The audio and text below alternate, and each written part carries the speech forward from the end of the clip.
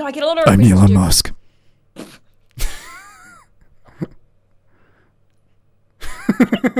me see the inside of the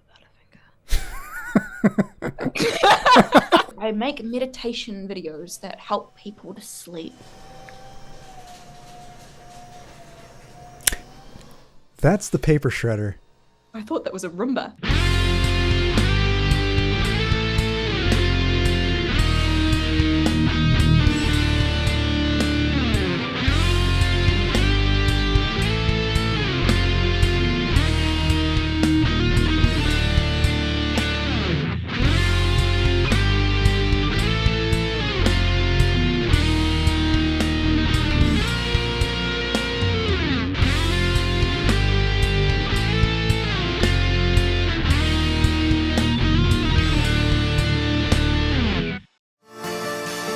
Do you choose to wear your plastic smile and never see the world through naked eyes? Coming up on that dopamine, on display on every tiny LCD screen. You cannot do a thing unless somebody is watching you. Obsessed with yourself. Hey everybody, how's it going? My name is FamCam and you're watching It's Getting Late, your go-to for interviewing ASM artists. Today we have a very special guest from New Zealand, which has another name that she is going to be coaching me on at some point in this episode. She does incredible role plays, some serious, some chaotic and funny, and a bunch of other stuff. Please welcome New Zealand's rising sensation in ASMR, which makes sense because there's two kinds of sensations in her name. Please welcome Shiver Me Tingles. Kia ora. Kia ora. Hello. Hello. How are you? I'm doing great. How about you? I am good. Good. So we have a wide variety of topics we must cover tonight, but let's start with the basics. What got you into ASMR? That is a really interesting question. So I was like one of the early birds to ASMR. I believe it was like 2009 or 10 when I started watching it, and I was in school. And at the time, I was like, I'm going to be a massage therapist. So I'm like 16 at the time, and so I wanted to be a massage therapist at that age too, but I don't want carpal tunnel. Everyone did, I'm sure. The pay's insane. Yeah. So I started watching. There's a massage therapist on YouTube called Lita, and she would do massage. She's this lady who's I don't know, in her 50s, who would do massage tutorial videos. And everyone in the comments was talking about the tingling sensation, but no one knew what it was. And I believe in the recommended section, I think Gentle Whispering had done, and I don't think this video exists anymore, but she'd done a whisper version of the script of Lita's massage video. Really? Yeah, so this is a long time ago. A lot of ASMR artists' videos don't exist anymore, but I do distinctly remember this one, and I feel bad. She's trying to keep it a secret, but anyway. Not anymore. Not anymore. So she did one, and then from there is when I found the ASMR community, and I was listening to people that don't exist anymore. There was someone called Blue. Well, hopefully they still exist, but their channels. I'm sure they exist. I hope so. So there was not a massagist, a whisperer called Blue Moon's Light, who I was really into. She would just do voiceovers. People weren't really doing videos back then. So she was doing whisper videos, and I believe Whisper Crystal was quite active around then as well. I'm trying to think of who else was. I don't think Heather Feather was active yet. This is a really long time ago. Heather Feather started, I believe, 2012. She actually started within a week of great friend of the channel, Caitlin, aka ASMR Kitten. They started around the exact same time. It's insane. Yep. So I started making ASMR very, very briefly a year after I was watching Heather Feather, because she made it seem very accessible. She had this like nature about her where she was like, oh, I just did it on a whim. I was like, I can do it on a whim. So I started making videos for about a year, but like not often. A lot of those videos I've since taken down because the lag between vocal and words is just like 2 seconds out. So they are not available to watch anymore. Would you ever consider re-editing them and re-uploading them in sync? Maybe. I think maybe with the channel, if the channel got like much bigger, I probably would. It's fair. Because I don't know, I'm just like a stickler for the quality now. I guess they're like I feel you. lo-fi charm because they're filmed on like a very old webcam and a webcam microphone. So I did a couple of like just sound assortments, a few makeup videos, did a pancake frying video as well. In like my childhood kitchen. Every time I look at it, I'm like, oh my god. There's still a couple up now, but most of them I don't have up anymore because of just quality and things like that. So yeah, that's how I discovered the ASMR community. This is when we all had Facebook and we were friends with each other on Facebook. And I remember being friends with Heather Feather. I remember the only other Kiwi ASMR artist, and this is almost still the case. I think the only other Kiwi ASMR artist who's like active is Soft and Fearless ASMR. So she's from New Zealand, but like Kiwi Whispers was pretty big as well, for the time, obviously. But he isn't as active anymore. But yeah, we were all friends on Facebook. It was just this really strange time, and we were like doing like Google Hangouts and stuff. It was just a very surreal time, and yeah. I've never done a Google Hangout, which, considering my age, is really shocking. Yeah. I think I was like not 16, I was like 17, 18 when I was doing them, and it was very foreign to me. I was in college when I wanted my friends to join me in Google Hangouts because I wanted to be that hip, I did it before everybody else did kind of thing and go away from Facebook, but nobody wanted to. So do people still use Google Hangouts, or is it mostly Zoom and Skype now? I don't even think people use Skype anymore. Not much anymore. It's mostly Zoom, Discord, and Teams kind of took over for Slack. What's Teams and Slack? Like, this is how they're basically business. Slack is essentially a business oriented Discord, and Teams is a more business oriented Discord / Skype. I only say / Skype because it's a Microsoft app like Skype.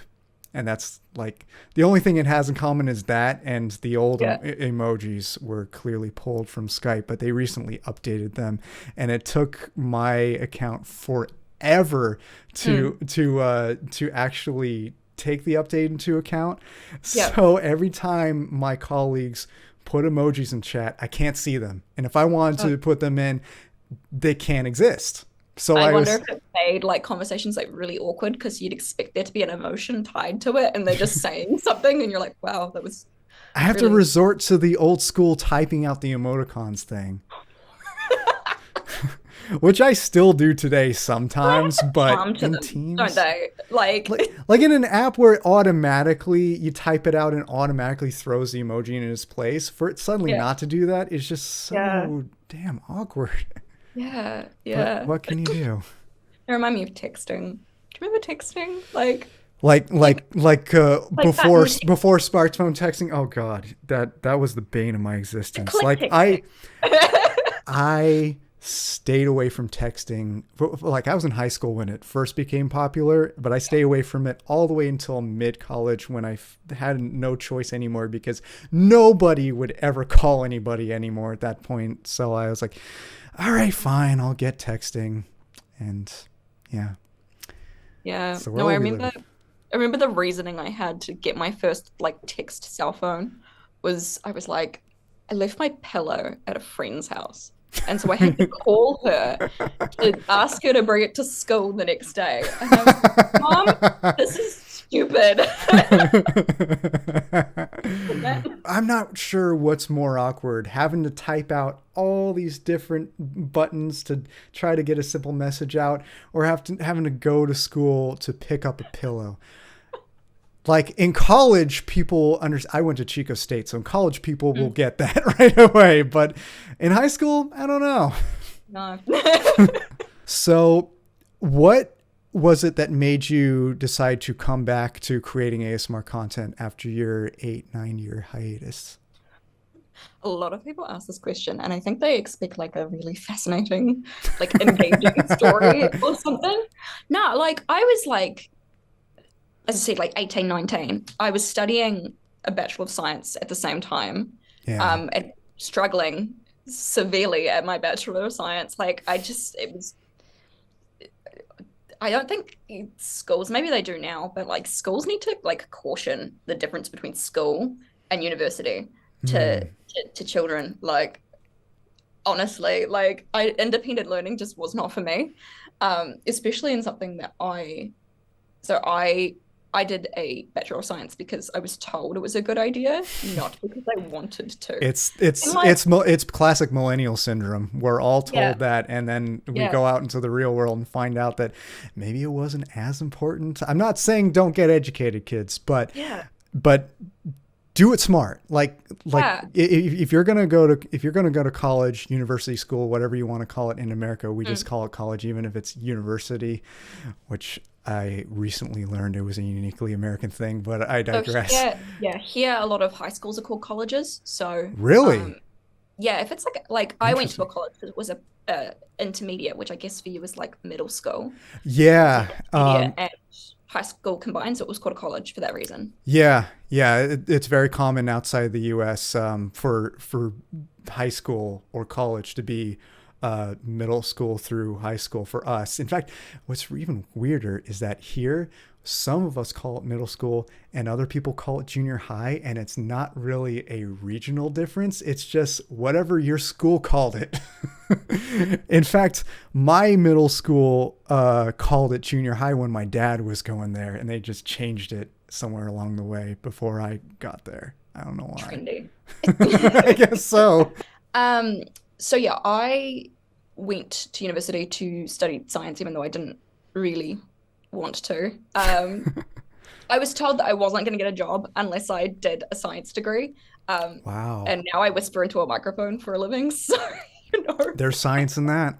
There's science in that. Like, I don't regret it. It definitely sparked my curiosity and interest in science. Like, I don't think I'd be as like critical of situations if I hadn't learned to think critically and scientifically and to look things up and get evidence behind things. That's definitely something you learn from going to uni. Does it have a lot of impact in your medical role plays? Yeah, absolutely. That explains a lot. You always seem to know what you're doing. I don't. my parents are optometrists, so as a non-doctor, son of doctors, I have insane imposter syndrome every time I do doctor role plays. I imagine.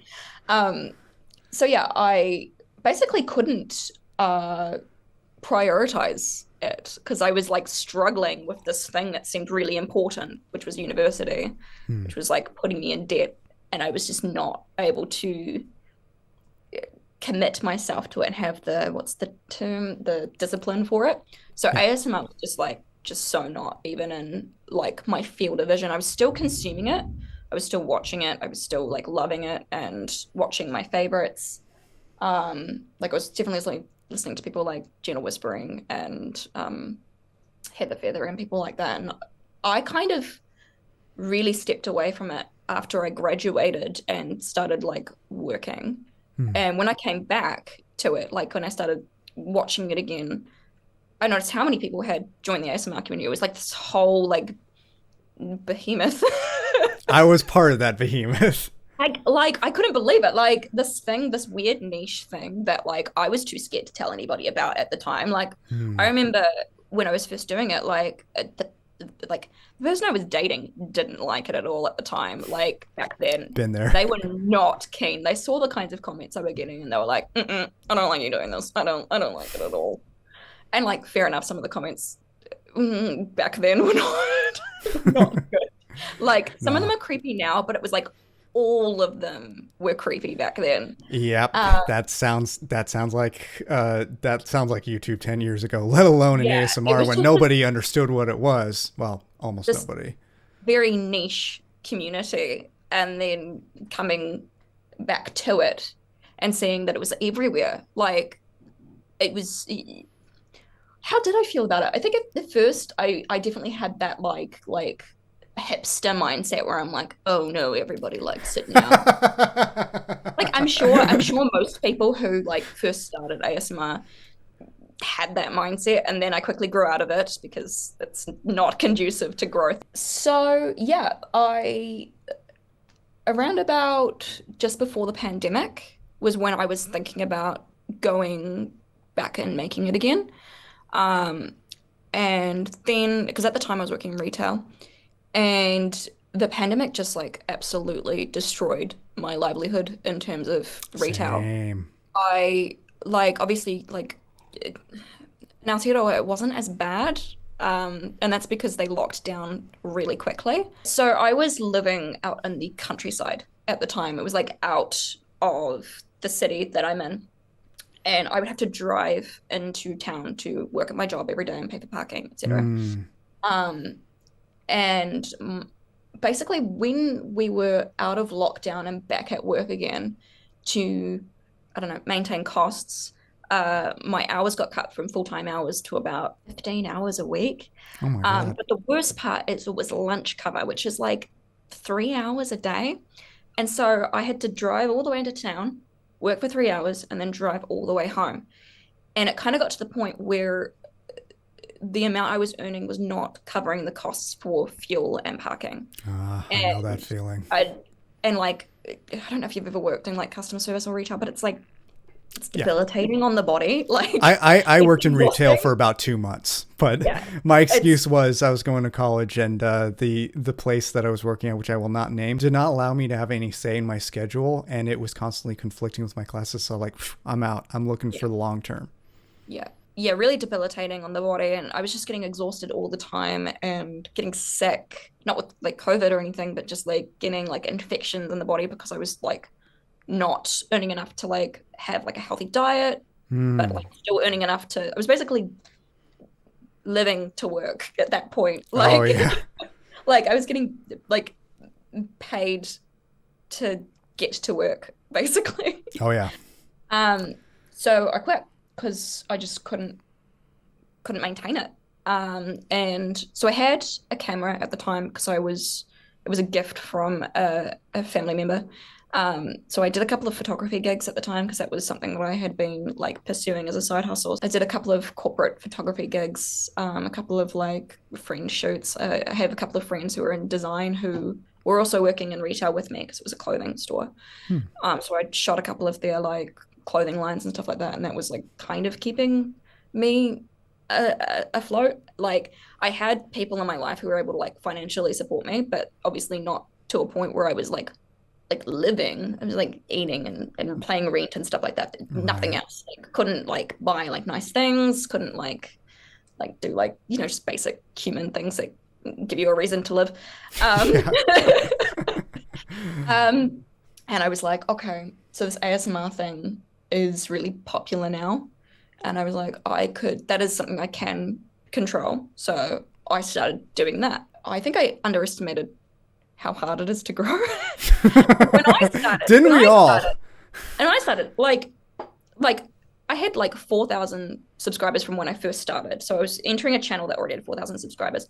And I gained that 4,000 subscribers really quickly when I first started because there were like fucking 10 of us doing it. Like, I think I'm subscribed to about 400 different ASMR channels. Like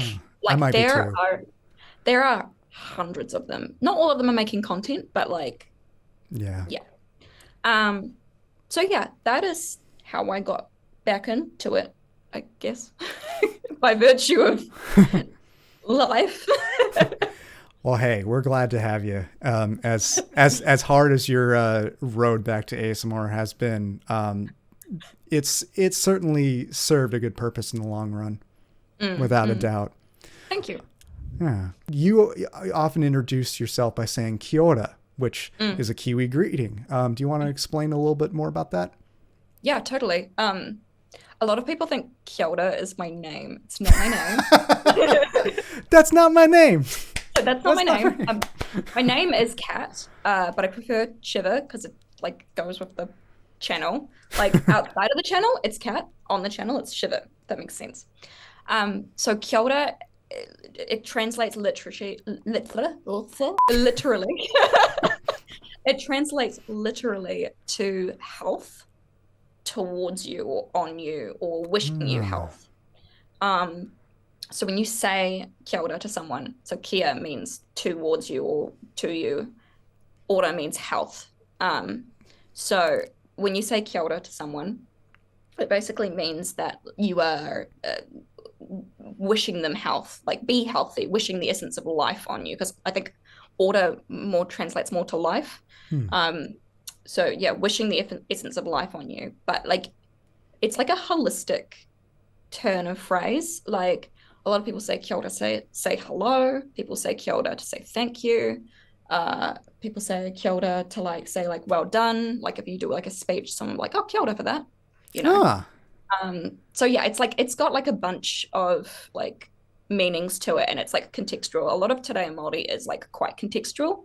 Like a lot of words can like be used interchangeably.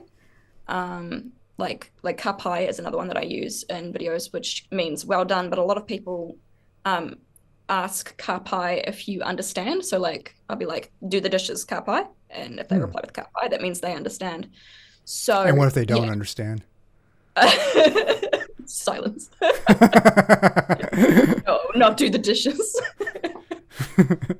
But yeah, it's important to me because as a guest to Aotearoa, because I'm a colonizer, I think it's really important to lift up what is here, because like I have an enormous privilege of being able to like start a channel. Like I've got like the gear for it, I've got like the confidence for it.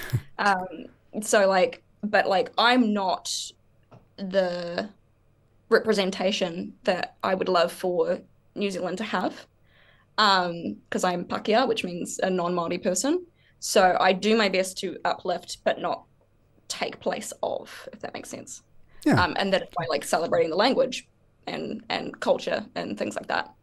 I'd love to like have a guest on one day and have them talk about Māori experience, because obviously it's not a lived experience of mine, so I can't share it. But I'd love to do that one day. I just kind of want to maybe grow a bit more to like have more of an impact, if that makes sense. Totally. Yeah. Give it time. Let's talk more about Kiwi dialect and slang. So Okay. I found a website and it has some slang. It says learn New Zealand slang on your Kiwi holiday tour. So I am asking you, how much of this is accurate and how much of it is total hogwash? That is not Kiwi slang. Okay. But It's not. I would say that's British slang more than anything. So here's some popular Kiwi words. There's actually 3 sections: popular Kiwi words, popular Kiwi phrases, and common Maori. I definitely butchered that. Common Maori phrases you will hear. So let's start with popular Kiwi words.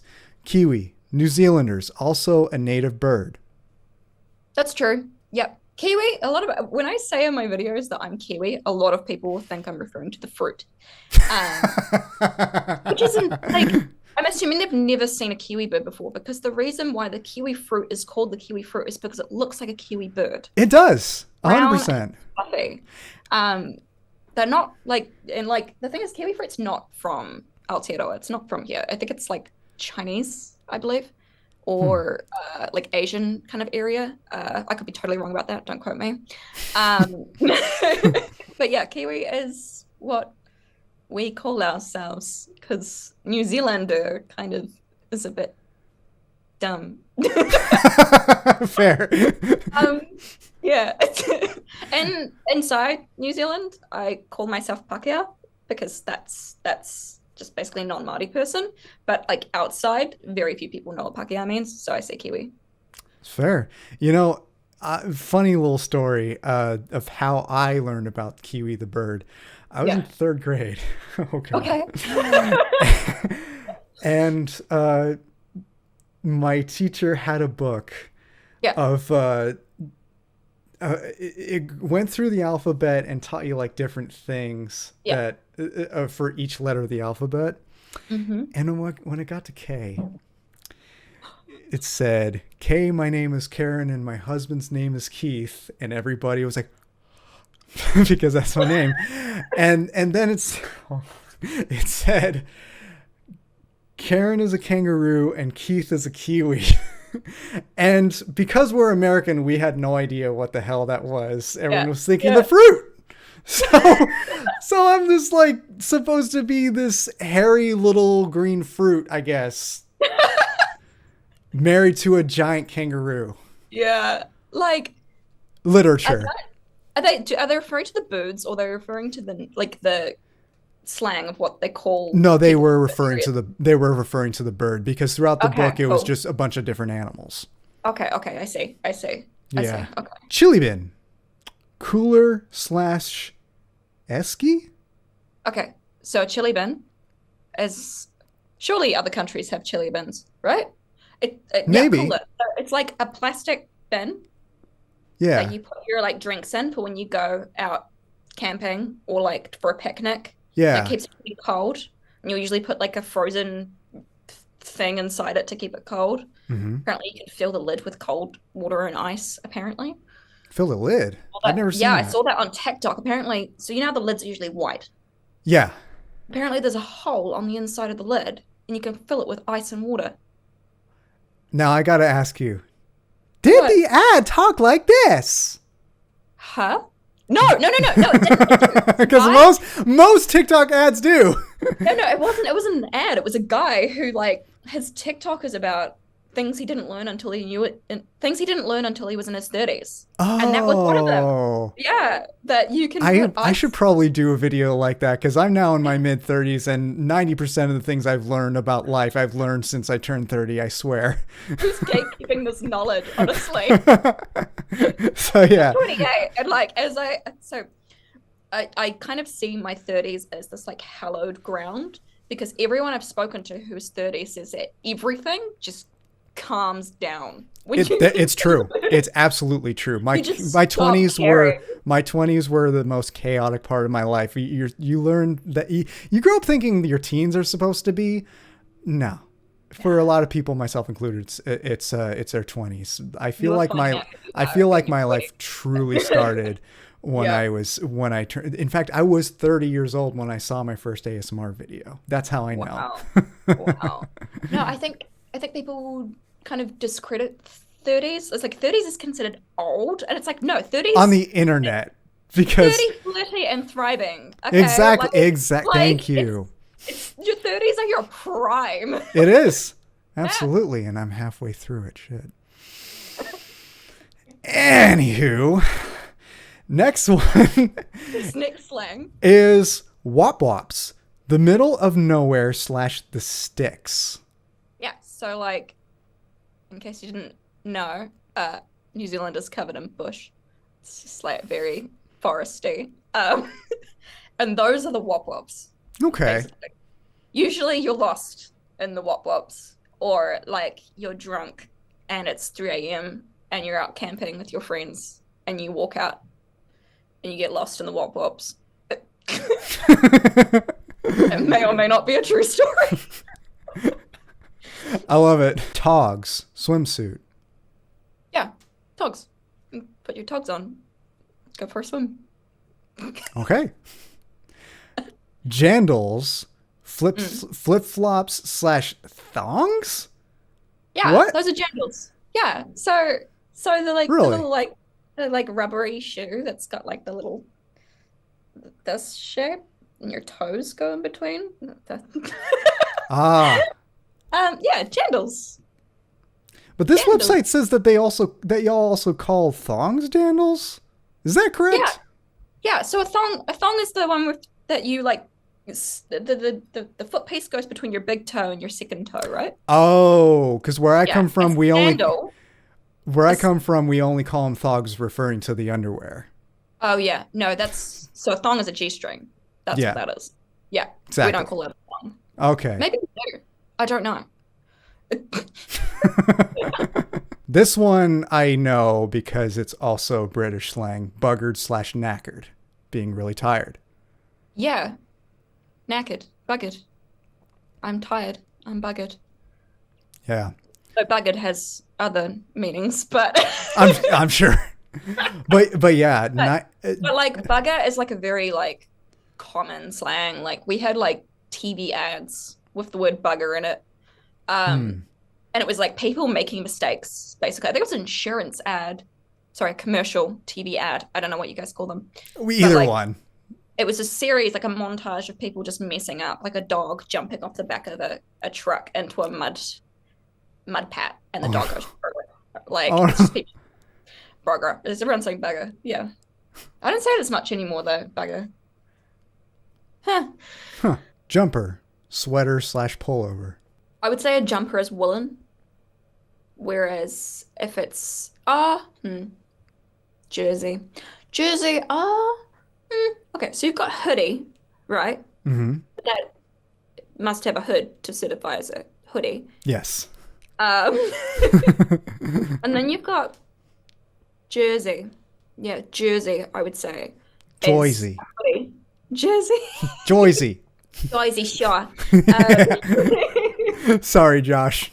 James Bond 235. He's from Jersey, although he jokes about that all the time too. What am I talking about? Oh, come on, it's a fun accent. Like it is. And Jersey Shore kind of, memed that place. But anyway. Totally. A jersey is like, in my opinion, is like a crew neck hoodie without the hood. Oh. And then jumper, I feel like, is like made of wool. It's fair. Bach/crib equals holiday home. I haven't heard that one. BACH. Maybe it's batch? Batch? I pronounced it Bach because of classical music. Because you have class. No, a batch. A batch is like a holiday home, but it's like usually it's not nice. It's kind of there's usually a deck, but like it's like Little House on the Prairie situation. But like over time, batches have become just like mansions on the side of the ocean. But people still call it a batch. I'm like, this is not a batch. This is a retreat. Yeah, we say retreat and crib, but we never say batch referring to that. No. Also, we never say batch without the T, meaning a batch of cookies or something like that.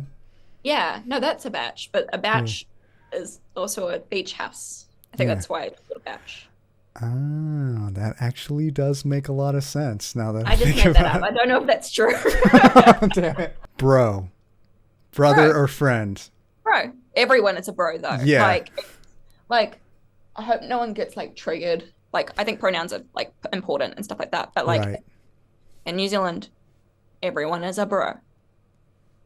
Everyone is a bro. Your partner is a bro. I've had partners that called me bro too. It's everyone is bro. Your parents you never could see be it in bro. Like no one calls their parents bro here. No, it's bro.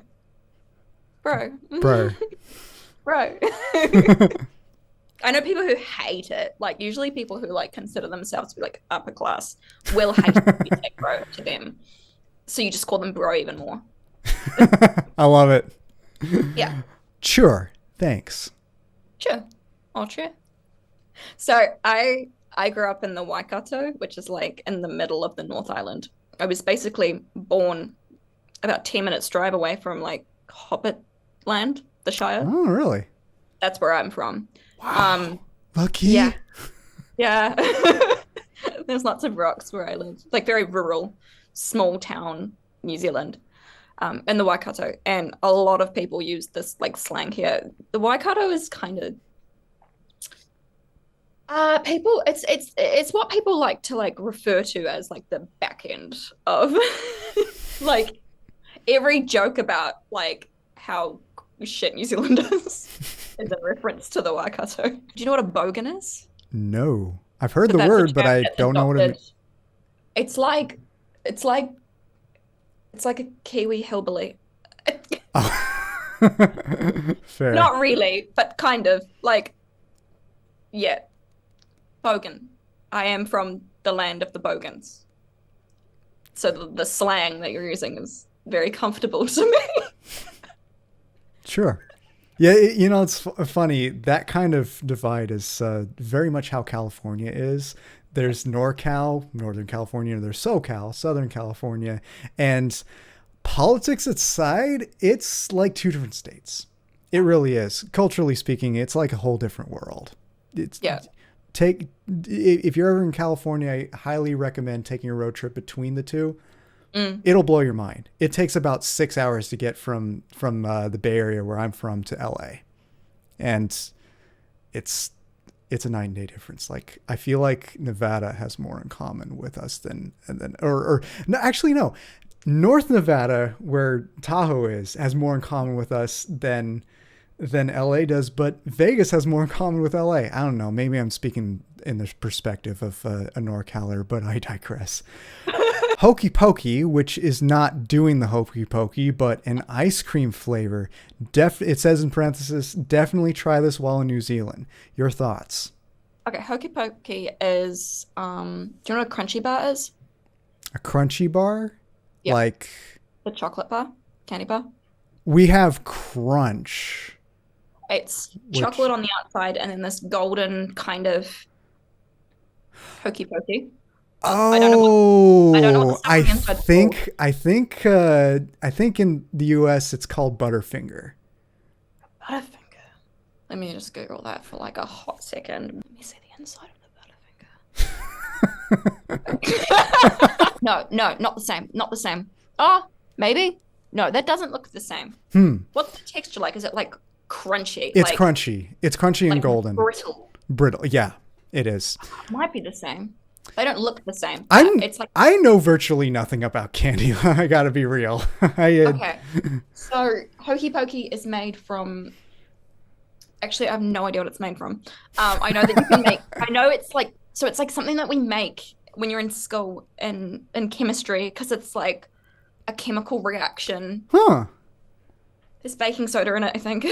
Oh, like, this is nothing like. You're not wrong. This is nothing like Butterfinger. Well. Okay, It's baking soda, white sugar, and golden syrup. okay. Oh crap. I know this by seeing it, but the name that we call it leaves me. What is it? What the hell?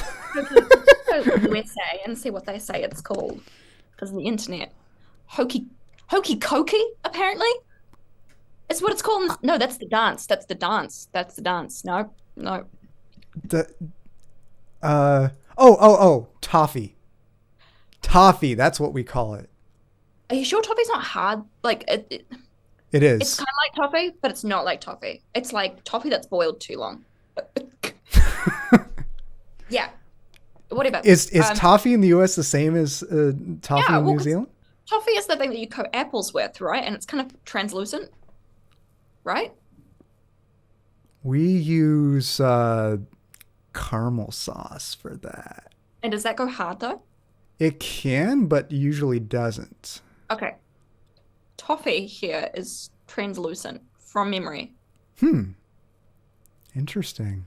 Whatever. The ice cream, the ice cream I'm referring to is vanilla, like plain vanilla ice cream with the chunks of Hokey Pokey like scattered through it. Okay. Yeah, it's great. It's a classic. It's a staple. You have to try a crunchy bar. I can't believe you haven't tried a crunchy bar. Just... Anyway, they're the tits, man. They're awesome. I'll give it a shot, especially if I'm ever in New Zealand.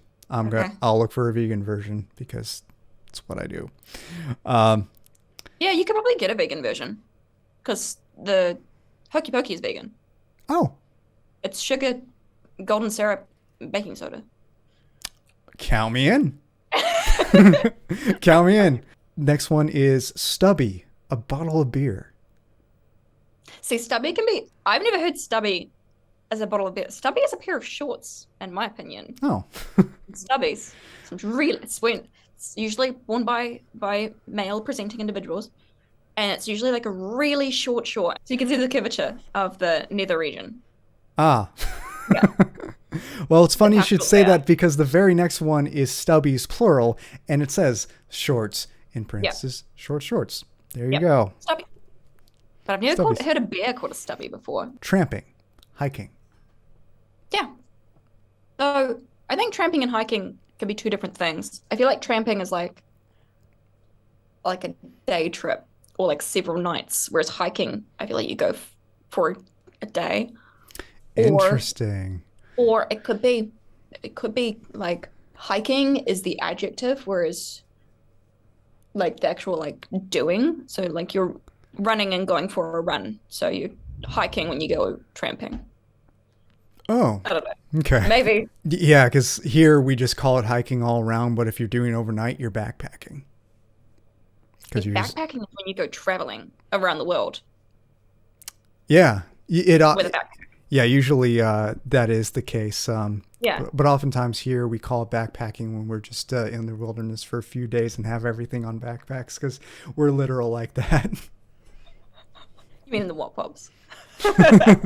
The wall pops, yes. And the Wops. Exactly. Mate, friend or enemy, depending on the speaker's tone. I would only say a mate is a friend. I don't think I've ever called like an enemy a mate, but like I've used it as like an exclamation, like "oh mate," but like it's not in reference to anybody. Or like maybe if someone like does something out of line, you'd be like mate, mate, like as like caution, mate. But I don't know if it's like a reference towards someone who's an enemy, personally. Maybe I don't have enough enemies. Maybe, I don't know. Well, we're content creators. We have people that see us as enemies for no reason sometimes. Yes, it by comes virtue of it comes, existing. it comes with the territory. My therapist told me that the other day. I was like, I'm really struggling with jealousy. She goes, she's Russian. She goes, it comes with territory. I'm like, thanks for that. She accepted it. Comes with territory. She has to meet my my Russian doctor character Dmitri. Нет, don't bite. Нет. Anyway, popular Kiwi phrases. All good. That's Yeah, okay. all good. Never mind. All good. We Yeah, say all that good. here. That's like a universal English language phrase. What are you talking about? DiscoverNewZealand.com. Link down below in the description if you all want to check this article out. But sweet as, great, good, fine. Yeah, sweet as. Yeah, we say that too, except without the as part. We Sweet just as. say sweet as. Sweet as. I love it. Choice as. That's great. Awesome. Sure. I don't think I haven't said choice as, but I say it's choice. Oh, choice. Yeah. Choice. Choice.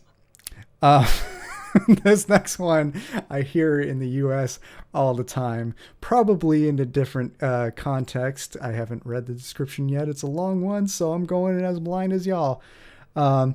This has a large variety of meanings, most common ones being an acknowledgement that you have spoken, but disagree with what you said, space filler in a sentence. So it actually is consistent with how we use in the US, and it's yeah, nah. Okay. So Kiwis are known for being very friendly. We are friendly, but like it's more that Kiwis are terrified of confrontation. So we soften all of our no's by saying yes at the start. So Maybe I always was a Kiwi in a past life. pay attention to the second word because alternately it can be nah, yeah, nah. So we don't want to commit. We're terrified of confrontation. So we soften all of our commitment terms by saying the opposite at the start. But if you want to know what we mean, listen to the second word.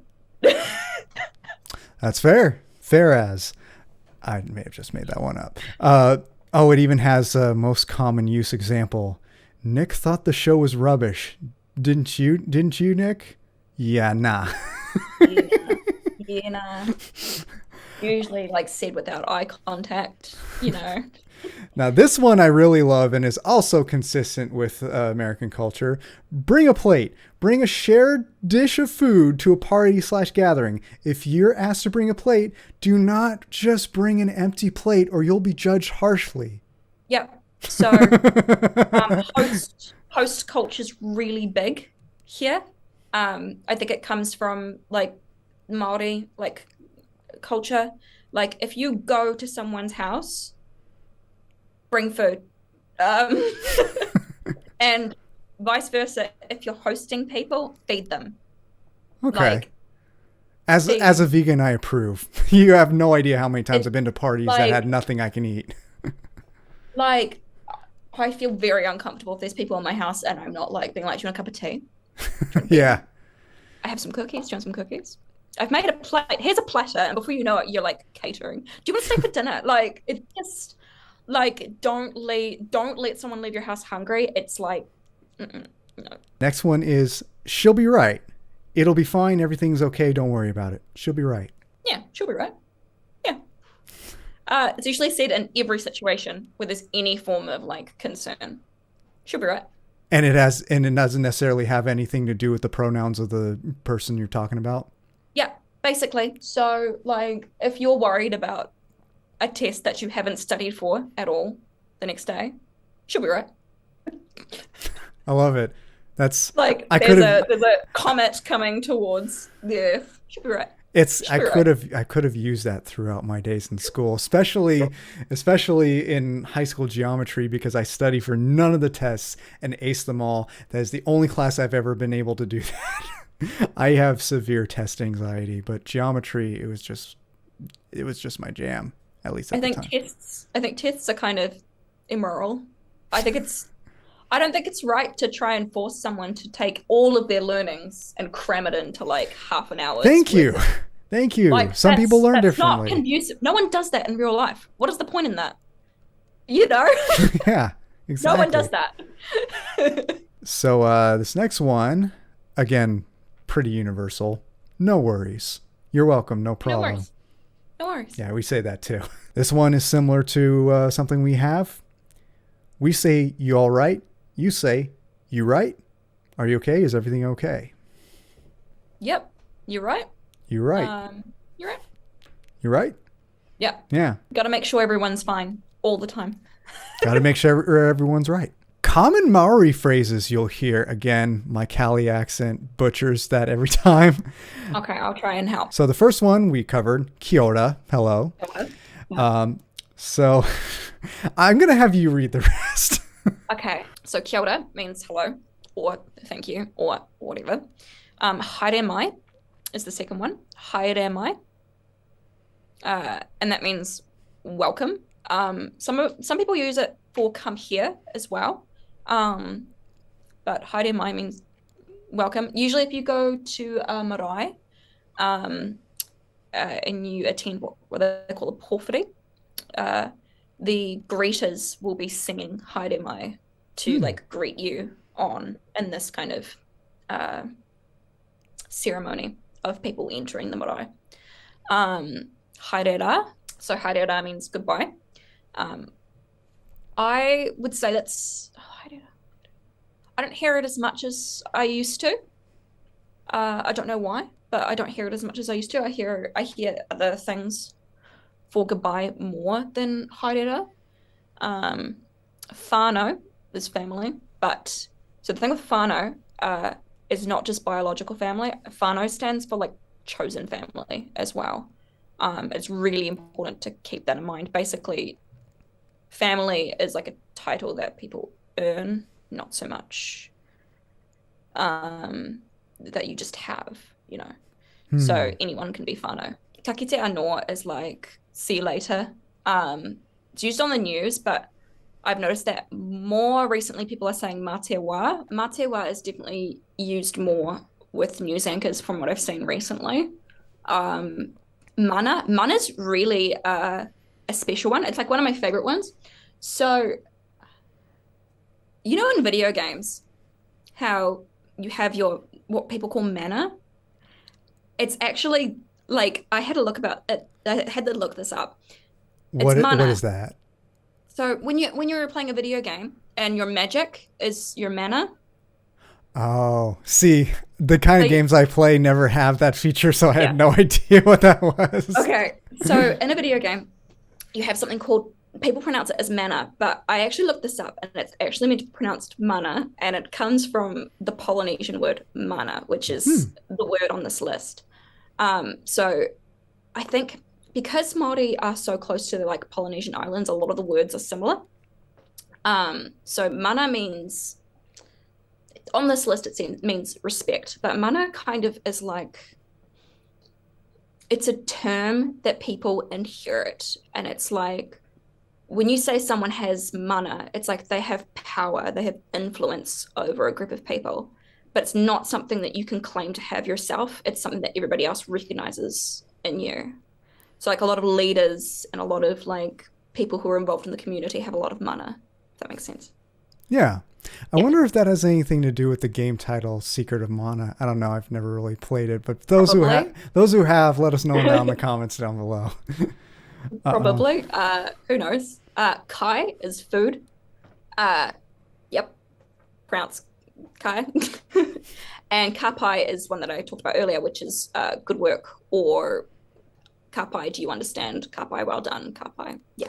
Well, cool. That is the list of Kiwi slang, Kiwi phrases, and common Maori phrases. Now, shifting gears a little bit, but still kind of on the subject of slang, I want to point out, because when preparing for this interview, I went back to watch your gaming store roleplay, and I noticed that you called what we call the instruction booklet the instruction leaflet, which I don't know. God, it's a long time since I made that. So what do you call it? We call it an instruction booklet or instruction manual. I think if it's a book, like one that you open up and it's like bound at the spine, and that's a manual. Whereas in my mind, if it's something that like folds out, that's a leaflet. Okay. I don't know if that's New Zealand slang, but it's what I call it. Ah, gotcha. Fair. Yeah. But yeah, on the topic of gaming, what are some of your favorite kinds of games? I really like RPG. I think the first game I ever played was like seriously, like not like Crash Bandicoot or anything like that. The first game I played seriously was Morrowind, and that was like the black hole into RPG world. Yeah, so I played Morrowind mostly throughout my like teen years, and The Sims. And then when Skyrim came out, that became like my entire world. I still play it now. It's not aged well at all. Well, there's mods. Yeah, like it's not like the characters themselves have not aged well in the slightest. Fair. Yeah. And just the quirky glitches. Like I was playing yesterday and there was like a horse in the sky, like flying around me. And I was like, just Skyrim things. It's kind of comforting in some ways. Yeah, I like Skyrim a lot. I just played Dragon Age Inquisition, and that was really good. That was really good. I have played, like, I wouldn't say I'm like a huge gamer. I'd say it's like something fun to do. It's fair. Like growing up, like my parents were very anti video games. Like really, Oh yeah. we didn't have a PlayStation or an Xbox or anything. I did most of this on PC because it was like the PC was already there. But like my parents were of the belief that like video games instilled violence into the children. Oh yeah, mine too. Until I was Yeah. about 7, they changed their tone. When I finally went to a friend's house to play Super Mario World. Yes, that's how old I am. We about a year later, my parents finally caved and got me a Super Nintendo because I wanted to get good at the game because I was very competitive at the time. And Yeah. when I was at his house, every time I entered a level, I died, and he always beat every level he entered, to the point where he, at one point, went up to me and shook my shoulders like, "I won, you died." I don't even. I like kind of random, but I'll never forget that. Yeah. But those words were what inspired me to become a gamer. Yeah. Yeah. Interestingly enough. I was definitely a late bloomer when it came to video games. And I think so like I had Morrowind because older siblings had borrowed the games from their friends. So they were on the computer available. So I played those. And like when I say The Sims, I mean like Sims, like SimTown, Sim Like OG Farm. Sims? Like not even like the characters, like you're building a town. Oh, And SimCity. yeah, but so they had like spin-off games. It was like Sim Park and Sim Farm and Sim Huh. Town and yeah, and I didn't so know that's what that. that was like my entry into Huh. the I didn't know Sims. about those. I knew about SimCity and The Sims, but not. You should look them up. They're great to meme. They're really weird. Some of the buildings like move and talk and react. And like Oh my. aliens can come and there's like natural disasters. And it's very Sims. Like you can kind of see where the ideas for Sims came from. I like it. I'm definitely going to check this out. So yeah, that was kind of my gateway into video games. And it wasn't until I had like started getting like boyfriends and stuff that I was getting access to other games. At this point, I'm starting to wonder if like most of my early relationships were just like, give me the games, man. So I was playing Skyrim on my boyfriend at the time's Steam account offline mode. Um, uh, and then I moved out. I moved into flatting. I don't know if you call it that overseas. Flatting with other people. We call it rooming with other people. When you live with like 6 other people to save on rent, you know. Yeah. That's what you So gotta when I do started these days. flatting is when I got access to consoles because they all had video games. So I was playing games like Heavy Rain and Beyond Two Souls, which traumatized me. Actually, Heavy Rain. Have you played that game? I have not. Um, it's great if you like having to make life or death situations in order to save your vulnerable child, basically. It's what the premise of that is about. Um, Interesting. it's very dark. It's quite dark. It's extremely dark. Yeah. Sounds like Um, it. yeah. Played slightly played games like Alice the Madness Returns, which in hindsight I didn't like that game. I didn't like the way it like glamorized like mental health. It just in Hmm. hindsight, I think at the time I was very much attracted to it because I saw a lot of myself in the story. And now like post therapy, I look at it, I'm like, my God. um yeah. And I try to think of other games that I've played that have like left a significant impact on me. Catherine. Have you played Catherine before? No. Oh my God. It's like everything about horror anime, but like Ah. blow it up 10 times more. It's kind of a puzzle-based game, but story-based. Um, it's about a guy who starts getting nightmares where you could die literally in your sleep. Um, and it's all in anime, and it's like just everything very like hypersexualized like anime is. but also with extreme like horror elements. Like there's like some like really like characters that are all monstrous that are like chasing you while you're like climbing this like Tetris style game. It's amazing. Like I highly recommend it. It's just like very it's like acid. But like bad acid. But yeah, Catherine. It's really great for parties, in my opinion. Like if you have a party and it's a little awkward, get Catherine out and just it gets people going, man. Okay. What platform?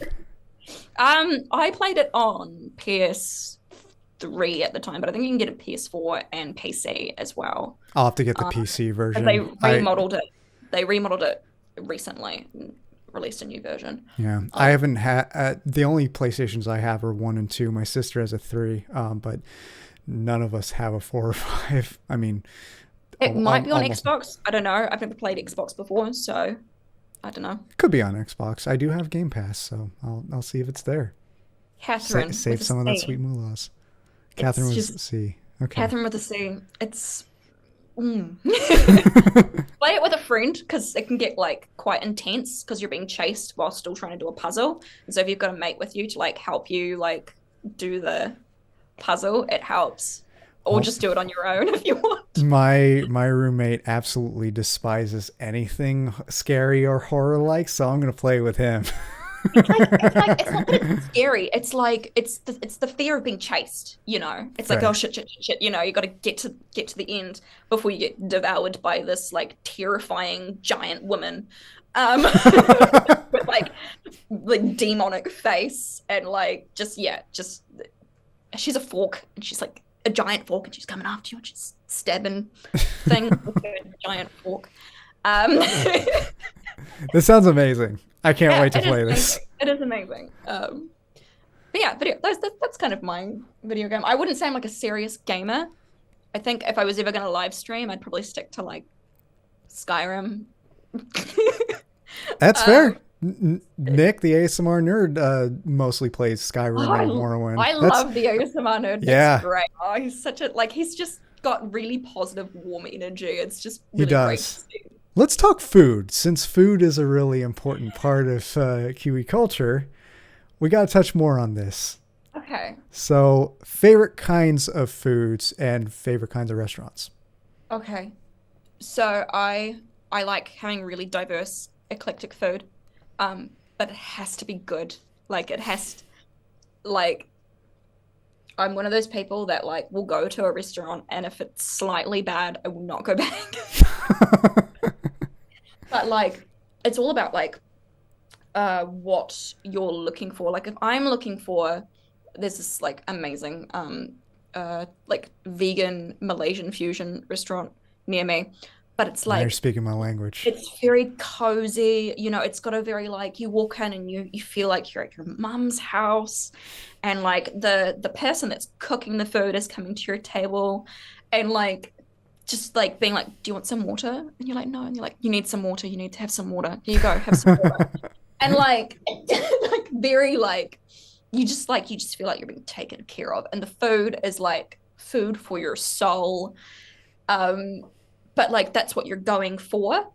And then on the other hand, say you want a, I don't know, 5-course dining experience. It has to be a good 5-course dining experience. If anything's slightly cold, I am I'll be sitting there quietly, just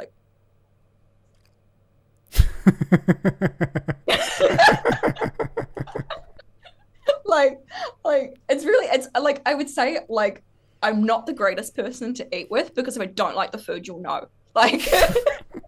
That's how my mom is. I'll even do it with people who've made the food, say my roommates made me some food and I'll eat it. I'll be like, no, but you don't like it, do you? I'm like, I don't. Oh man. But I guess it's part of my charm, but don't feed me food if you want a really honest feedback about it.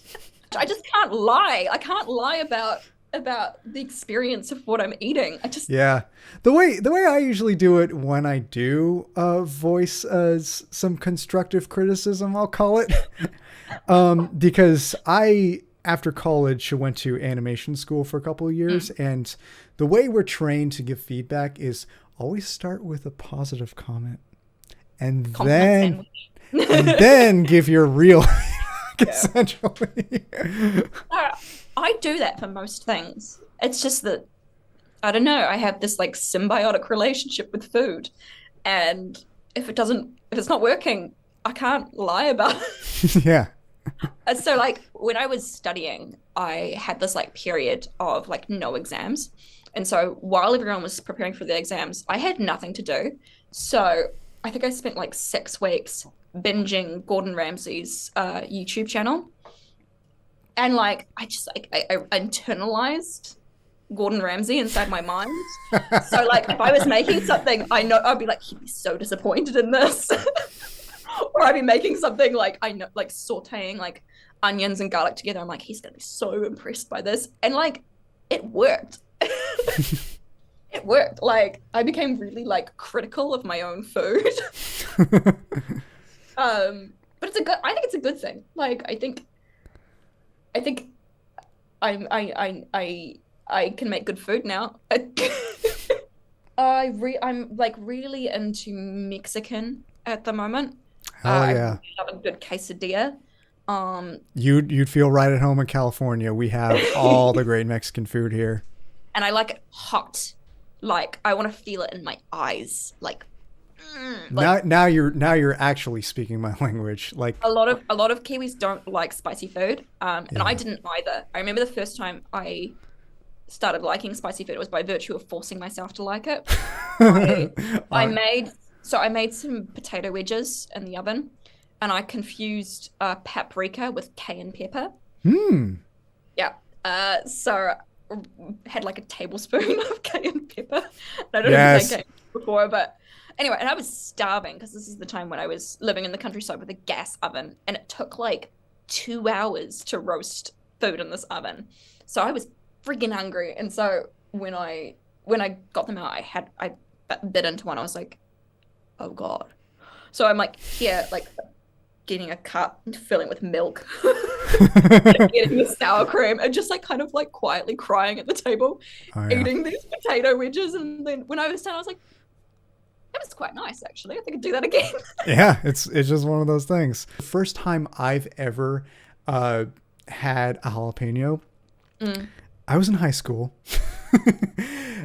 On the tennis team, we were on the road, did our tennis match, and on our way back, we stopped at a Mexican place that had a bowl of jalapenos that you can help yourself to at every table. And because we're in high school, everybody was daring this one kid to do it, and he just kept refusing. And being the daring idiot that I was, I decided, you know what, I'll do it. And at the time, I didn't know that water does not help. Oh, no. So I went outside and hurled violently, and some of the kids went out to watch. Oh my god, that's horrible. Yeah. Fast forward about 6-7 years later, I was just getting out of college. I was dating somebody who, she and her whole family were total spiceaholics. So eventually I got into spicy food slowly through Thai and Indian food, and have never stopped since. Yeah. It's like once you start going into the spicy realm of food, when it's not there, there's no taste. It's nothing. It's just exactly. People always tell us you have no taste buds, and you know what? I guess there is some truth to that, because that's where we get our taste now. It's just a thing. Yep. You mentioned previously that catering is something that just tends to happen when you have people over at your quarters. Mm-hmm. If I was at your quarters, what kind of food could I expect? So you're vegan, correct? Mm-hmm. All right. I know a really good vegan chili recipe, so I'd probably make you a chili with like some like corn chips for you to have, like kind of nachos, but that's without what I'm talking about. Dairy in it. I like that. I tend to make that a lot myself. If you were not vegan, I'd probably just do like a roast. Like I like to do like the full Christmas like roast on a Tuesday. What if Christmas fell on a Tuesday? Christmas Tuesday. There you go. But like Sunday roast with like roast potatoes, like roast kumara. Have you had roast? No, have you had sweet potato that's roasted before? Yes. Okay, roast sweet potato, roast carrots, and chicken if you ate that.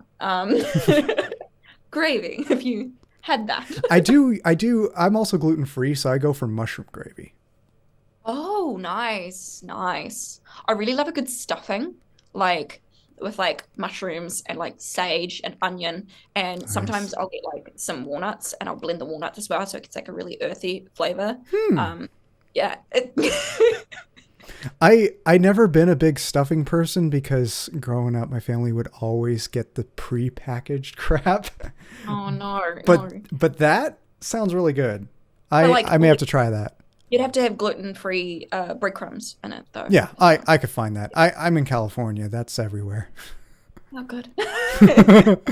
But 20, 25 years ago, no one knew what gluten-free was. I've actually been gluten-free for 25 years now. And back then, nobody knew what the hell it was. Everybody would always be like, what's gluten while they're eating it? It's pretty Yeah. funny how that works.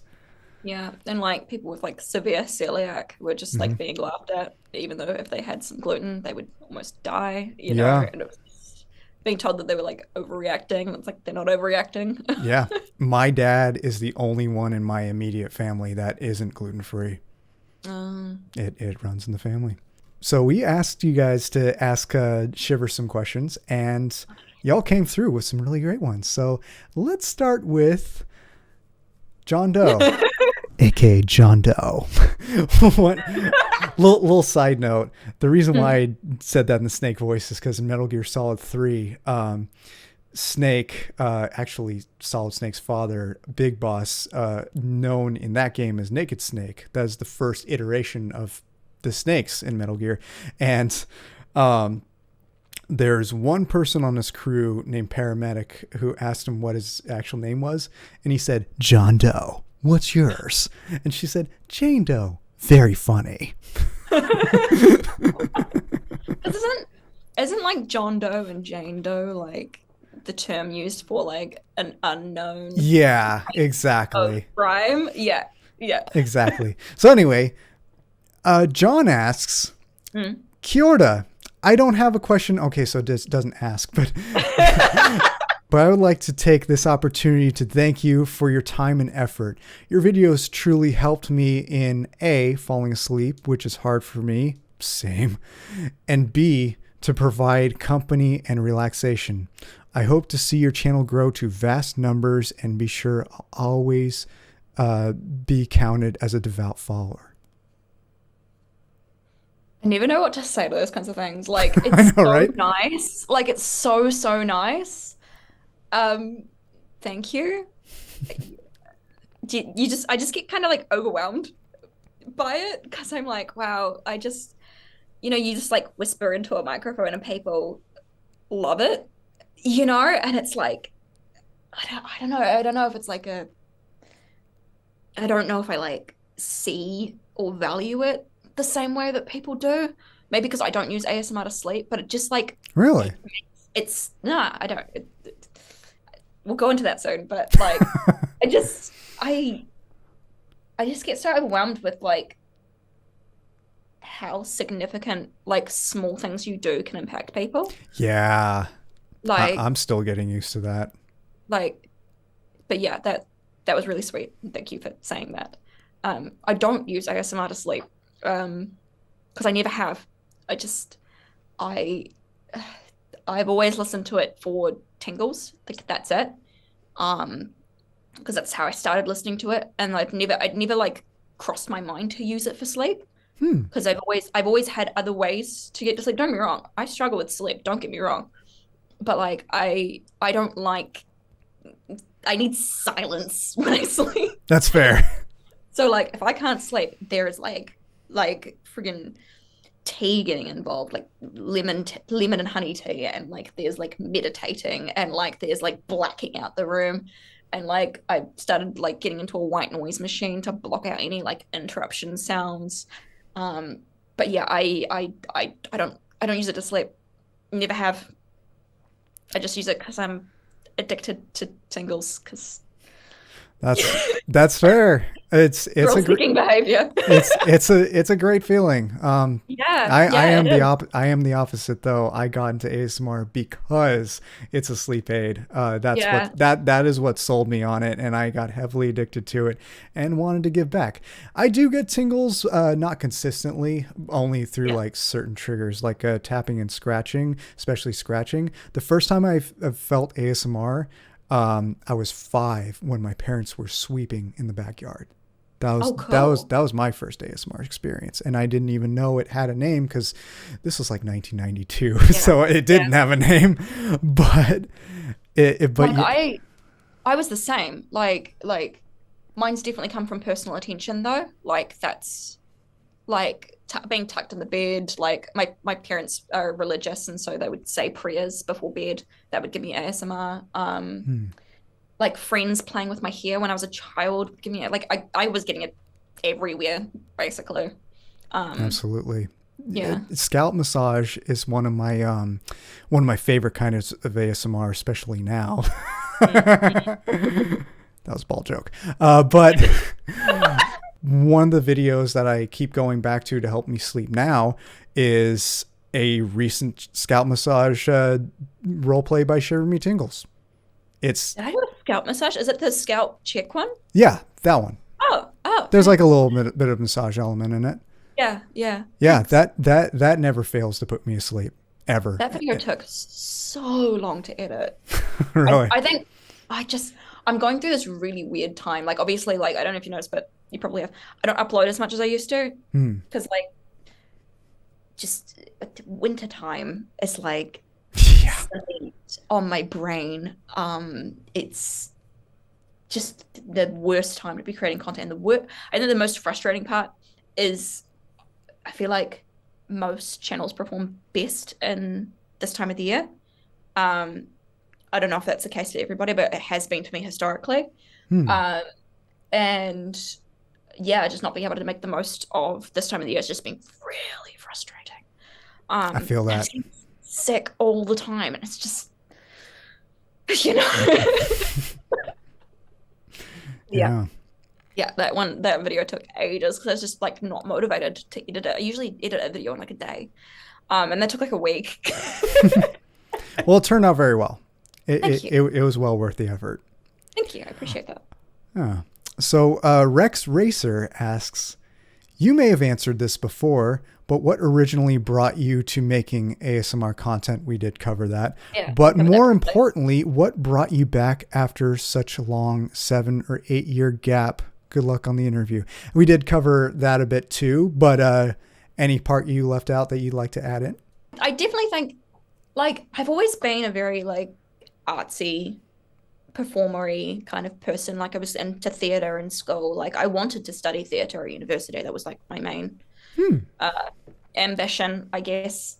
But I decided to do science instead. But like I'm really into like painting and stuff like that. That's mine. Um, Ah, yeah, so I'm into nice. painting and music, and stuff like that. And I think what I really want is to be able to pursue all of my creative pursuits and make money from it. Like I want to like produce albums and sell paintings and write novels and stuff like that. And I feel like ASMR was like the closest and most easiest way to get used to doing something like that for money, you know? Absolutely. And plus, you Like, can incorporate all those talents into ASMR easily.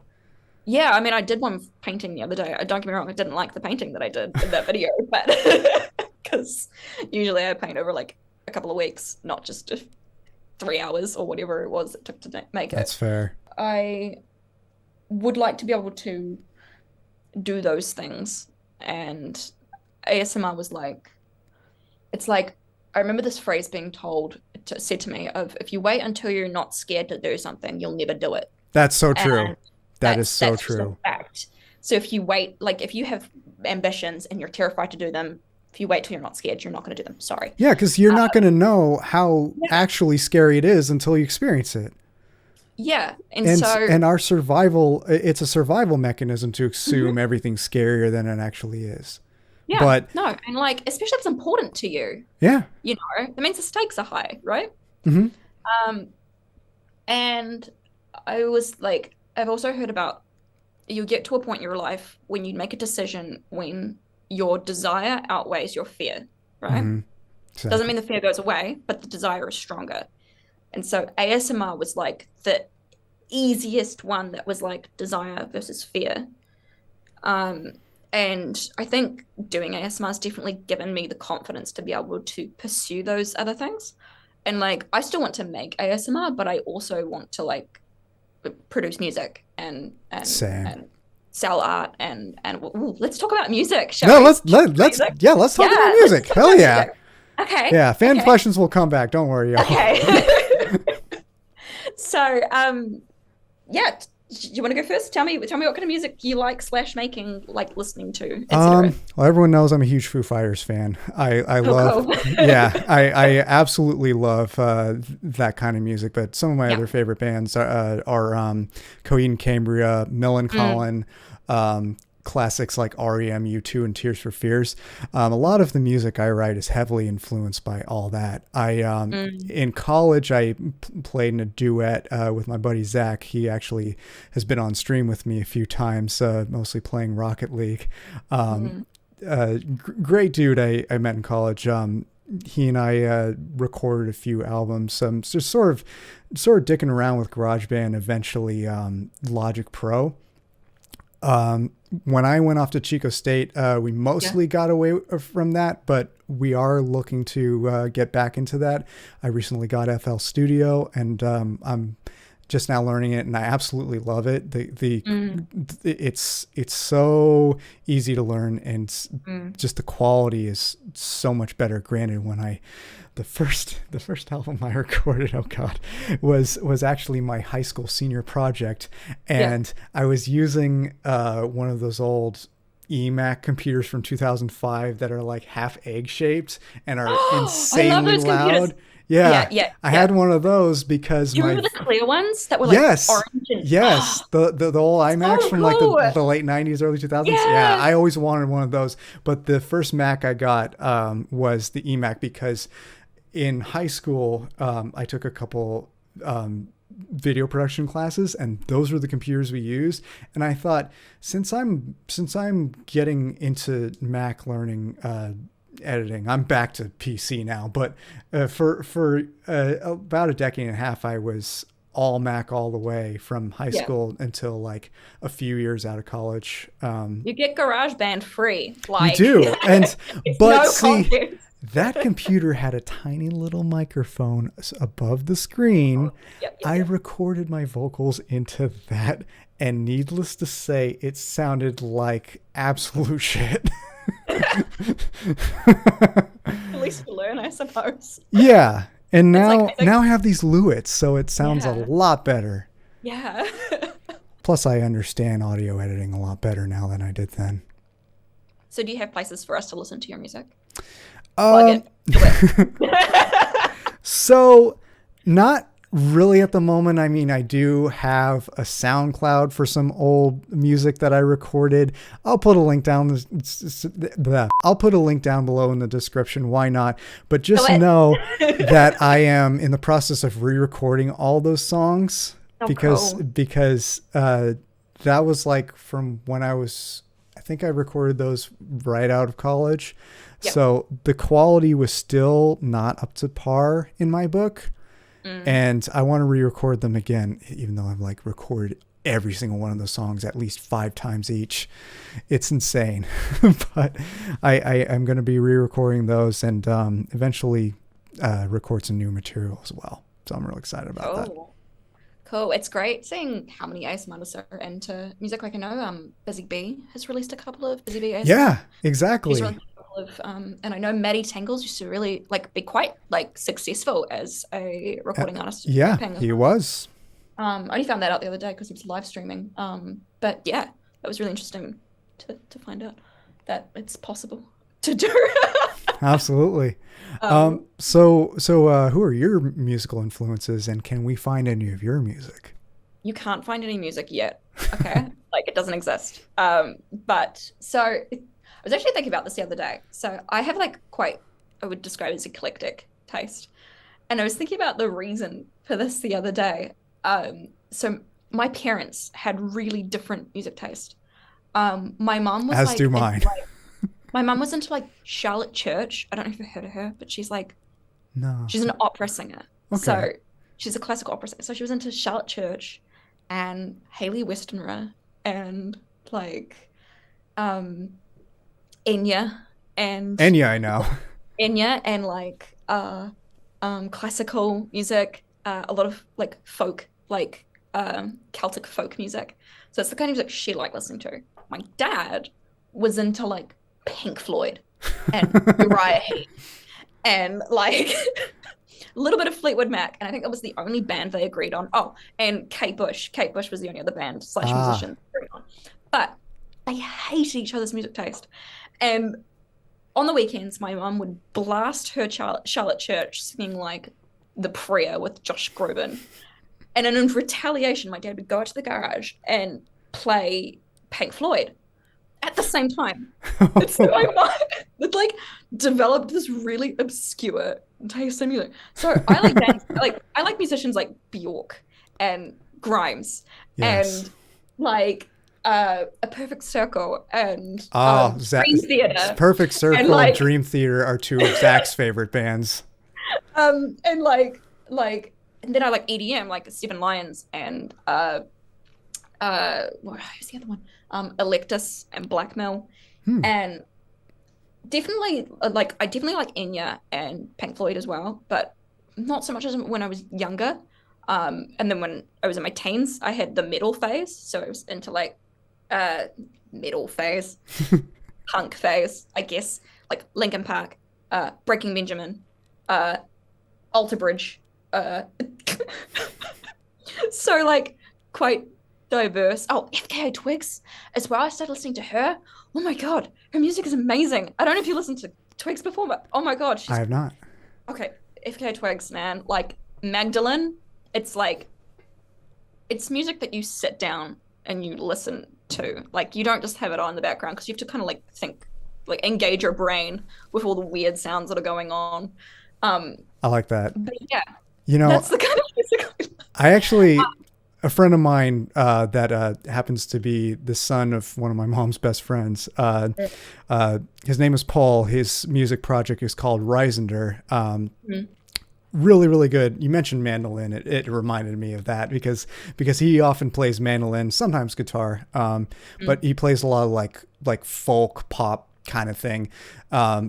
It started when he was a foreign exchange student in Germany. He picked up his first mandolin on the street there for like $20, I think it was. At that moment, Reisender was born. Reisender is German for traveler or traveling, one of the two. But yeah, he loves everything German. He speaks fluent German, and about 20% of his lyrics are in German. The rest are in English. But he recently put out a live recording of one of his songs on his new album. Actually, you know what? Let me look it up. Where are you, Google Translate? Because you are the most reliable translator in the world, right? Of course it is. You've seen like the translations of like the comments that are in different languages on your videos before? Yeah. And I'm like, what? Steve Terraberry, I don't know if you know him. He's a music comedian, YouTuber that had a segment where he would take the lyrics of songs, put them in Google Translate back to English, and sing those lyrics. So the song is called Augenblick, which means moment. The full name is Augenblick, a moment in time.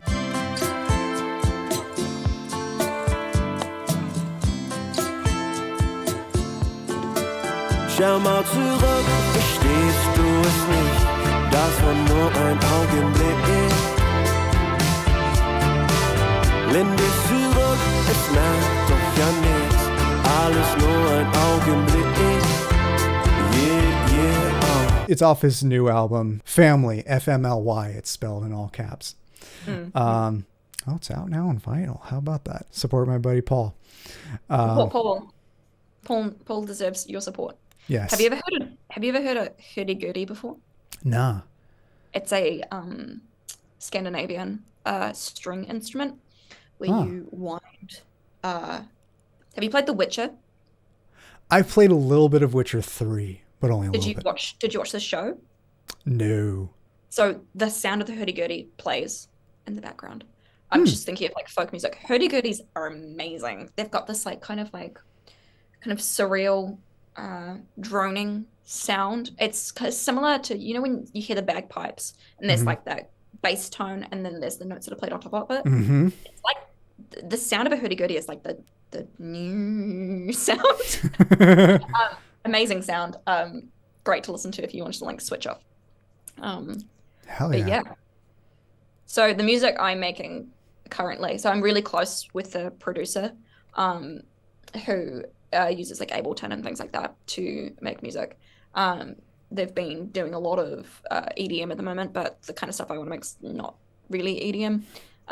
There's an artist named Ethel Kane, who I've just started listening to at the moment. Her most recent album called Preacher's Daughter, one of the best albums I've ever heard in my life. Kind of want it to sound like that, crossed with like Enya, crossed with like Grimes, crossed with like Pink Floyd.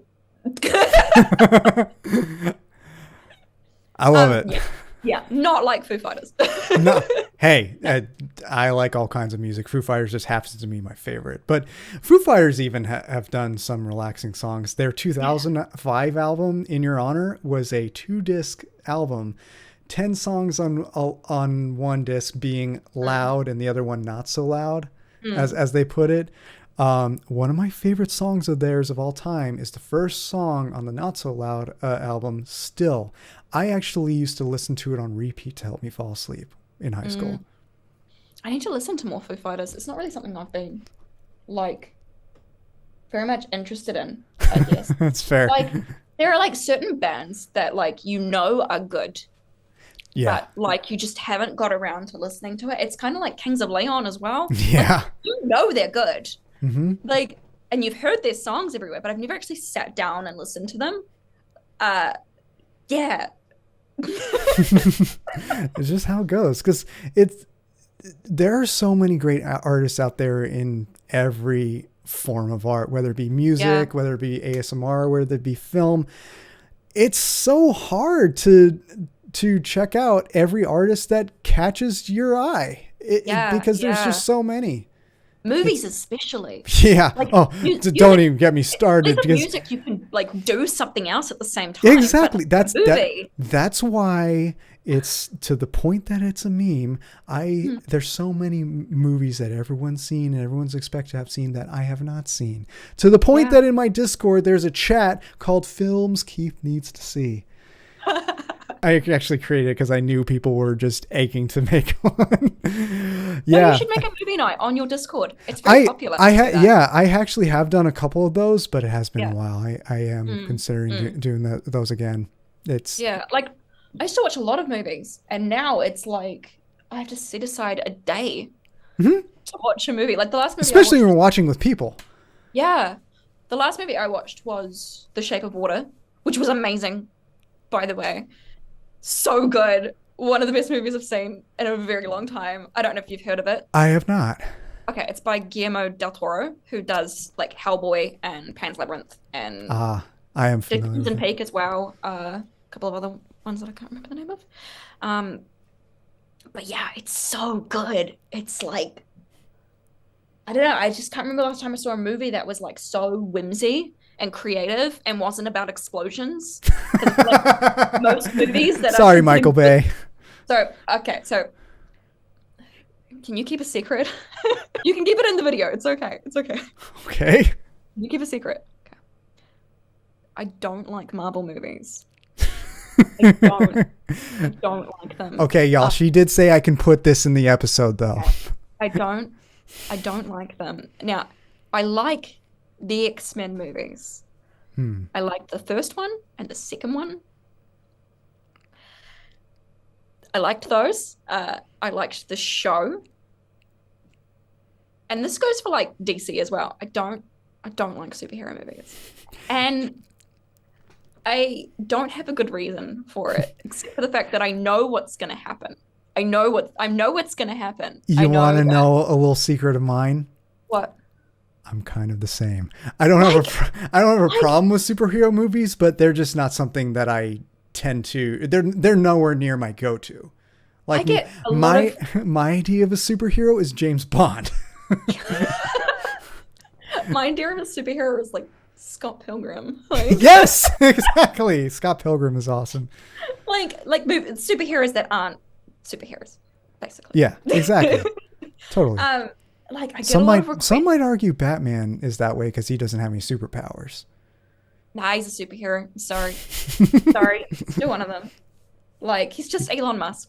Like, Elon Musk. No, I get a lot of I'm Elon Musk.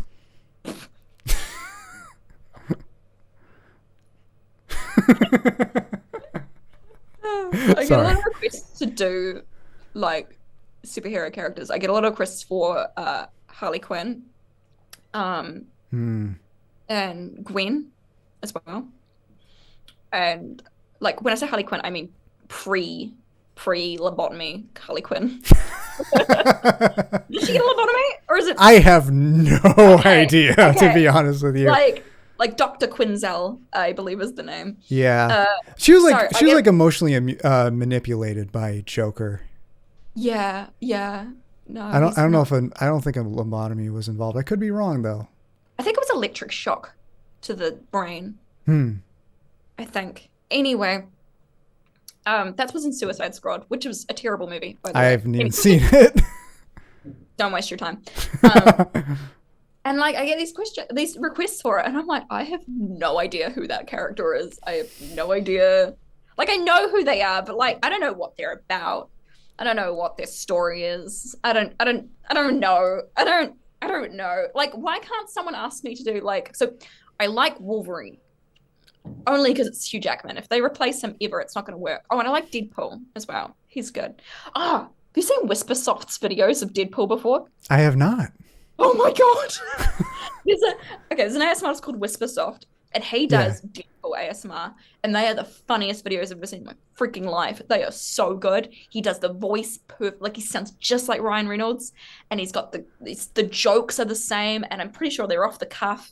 You have to watch. You have to watch Whispersoft's Deadpool ASMR. I especially have to because most of my role plays center around that kind of philosophy. You need to. Like, I think he does like a boyfriend role play as like Deadpool, and it's just he does Deadpool cranial nerve exam. Amazing videos. Very committed to the character. Deadpool ASMR. But yeah, I'm just like, why can't someone ask me to do a Wolverine role play or something? Or I don't know. Yeah. Yeah, and there was also the idea thrown around during TingleCon where you would do a female Brad Pitt. Yeah, I still want to do that. I still really want to do that. So Tyler Durden from Durden? Yeah, Tyler Durden. Yeah. From Fight Club. So Fight Club's the movie. If I'm like too much in my head and feeling like I can't do anything, and like my ego has consumed me, and like I am like feeling victimized by my own like doubt, I'll watch Fight Club and it will snap me right out of it. Hell yeah. I just if I was a guy, if there is an archetype that is me in a male form, it's Tyler Durden. Cross with like Howl from Howl's Moving Castle. That is me as a guy. There you have it. Or Alucard from Castlevania. Huh. Mostly for the hair. I really need to play more Castlevania. I'm talking about. I haven't played it. I've only seen the anime. I have only seen maybe the first episode. He's not in the first episode. Ah, okay, then I haven't seen him. But No. let me know when you do a Fight Club roleplay because I am dead serious. I do want in as bearded Edward Norton. Bearded Edward Norton. The Bearded beard Norton. stays. Beardwood Norton. Beardwood Norton, yes. Oh, I love it. I wanna specifically do the acid scene, the chemical burn scene, where the viewer is Edward Norton's character. Ah. Yeah, but we can extend on it. It get really messed up, crazy, because that movie is messed up and crazy. But yeah, that scene I think is like huge potential for ASMR. Absolutely. Hell yeah. Like, sizzling of the skin, and then like slapping Edward Norton in the face as he tries to dissociate to his happy place. Helena Bonham Carter's there, and then there's a penguin. Find your spirit animal. I was gonna do it this year, but I don't know if I'm gonna have the time. I wanted to do salad fingers ASMR. Oh my god. Halloween. A friend of mine showed me salad fingers once in early college, and I was so I need to give it another chance because I was so creeped out by it at the time. It is extremely disturbing, but like it is ASMR. He's got a spoon. Like imagine this glass. I like to touch rusty spoons. And his eyes are like huge, and he's got like horrible like red bloody teeth, and like he's green. Yeah, I will say this though. I would rather give salad fingers another chance than happy tree friends. That really rubbed me the wrong way. You know, I was in school when we got our meningitis injections, I think is what we got at the time. They were showing us happy tree friends while we waited to see if we were having a reaction to the vaccine. I don't know. I think the seniors, because I was like probably like 12 or 13, maybe. I can't quite remember. I don't know if it was meningitis, but it was some kind of shot.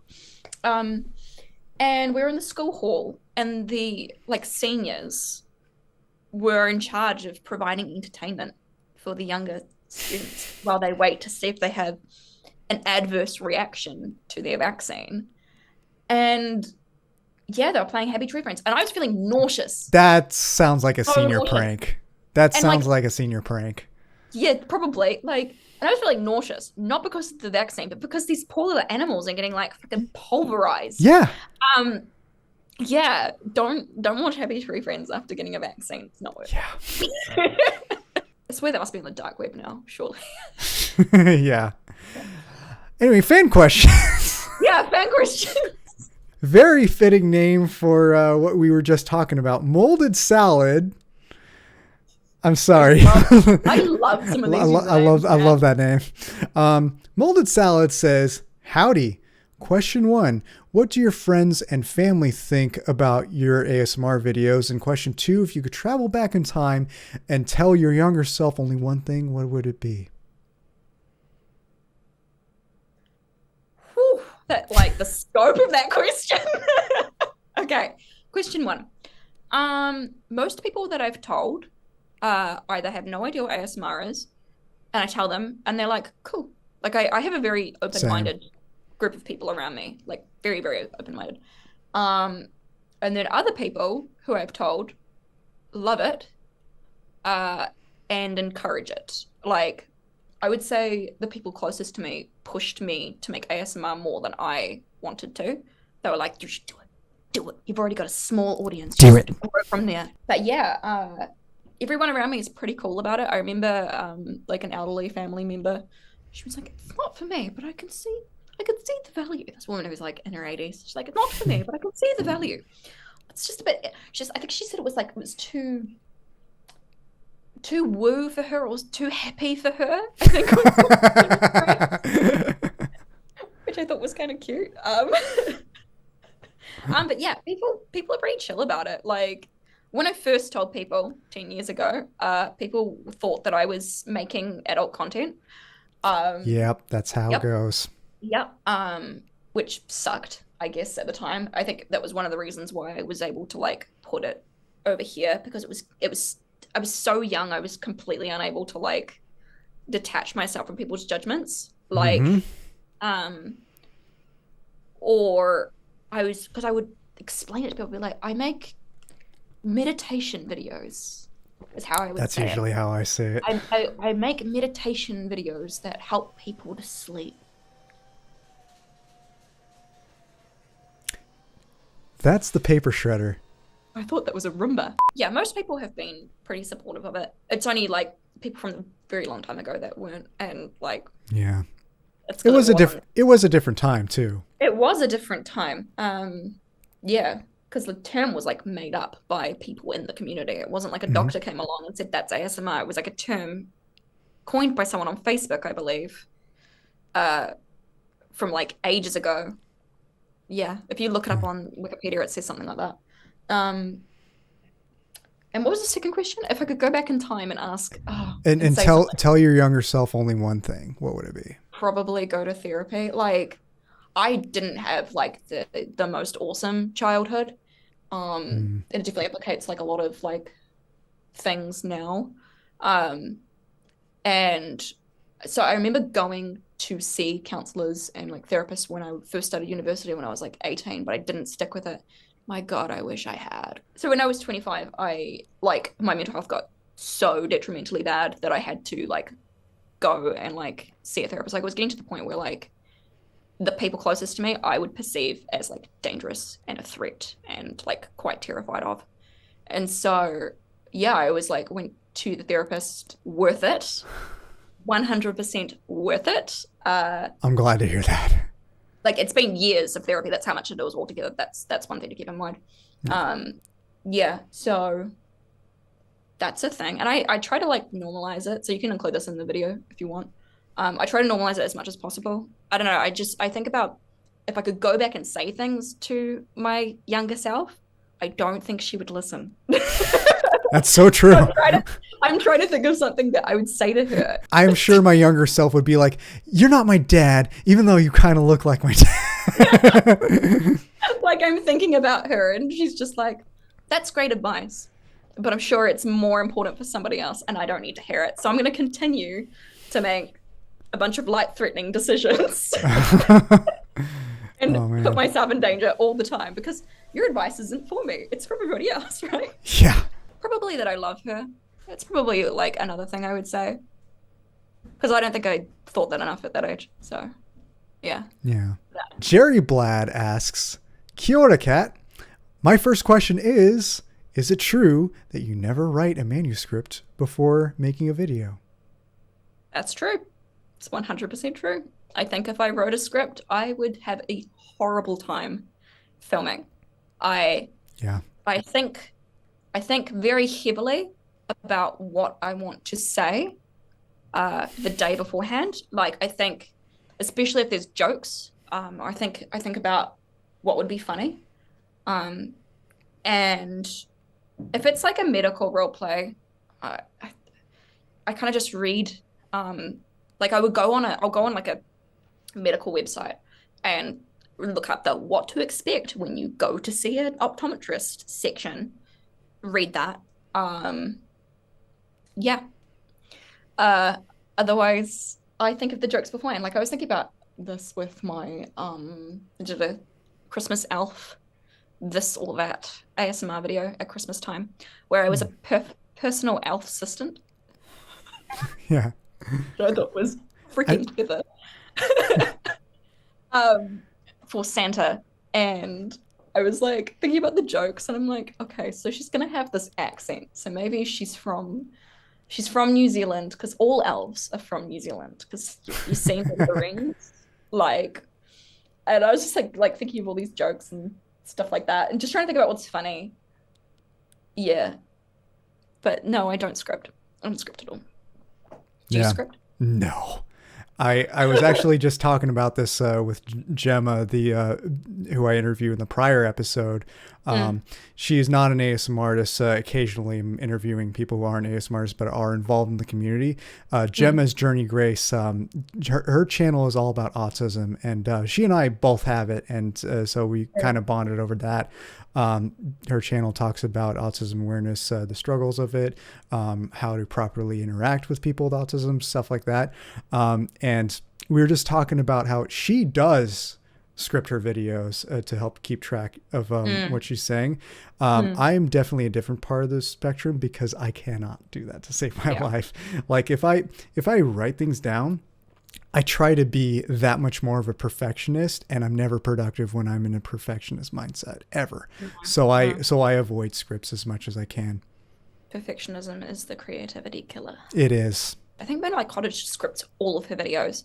I watched a behind the scenes videos of hers once, and she will do several takes of each of her cuts, which I'm just good for her. It's just like a feature film. Just like how you do on a feature film. Yeah. I know that, like, when I watched GB's Edward Scissorhands video, she did a rough script. I remember that she does that, but I don't know if she scripts everything.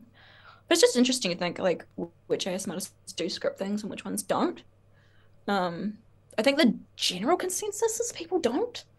Maybe I'm just talking about my own experiences. Most people don't. I can guarantee that most people don't. It's very time consuming, and a lot of us creators have full-time jobs, and even those who can do it for a living and do it full time, they're often doing a lot of other stuff like editing, being present on social media, being connected with the community, supporting other creators, all that jazz. So scripting is just another thing to add to your time. And I'm working a full-time day job, uploading to my ASMR channel every day, doing TingleCon every year. On top of my social life that I somehow still have. Like, even if you had the time, having a script there, I feel like it's a distraction, and you can tell when I'm reading it. Yeah, like, exactly. Only Christopher Walken can get away with that. He famously read cards on Saturday Night Live. You can tell that I can read it, that I'm reading it and freaking out if I say it wrong or stutter. That is something I struggle with, is a stutter. So same. Like no, just not going to put it in. Exactly. Jerry's next question is, are you often disturbed by strange noises around you, and does that affect you, or how does that affect you? So I live below an apartment, and so in New Zealand, a lot of colonial homes are made into shared living situations. Like they'll divide the houses in half so that one group of tenants will live upstairs and another group of tenants will live below. Sometimes like 4 ways. And, that's how my apartments are. I'm lucky to be upstairs. It's not designed to be an apartment. Oh. So what happens is the sound just echoes downwards. Oh, so in other words, it's like a regular house, but it's arranged to be split from different parts. Oh, so Jerry's third question is, I quite often see that you're making cranial nerve examinations with original ideas and equipments that I've never seen other ASMRs use before. Where do you get these ideas and inspirations from? Ooh, tricky question. It kind of depends on like what you're not seeing other ASMRs use, because there could be ASMRs not using things by virtue of like not having the accessibility to things. Like, I don't know, things in this country could possibly be cheaper in other countries than other countries.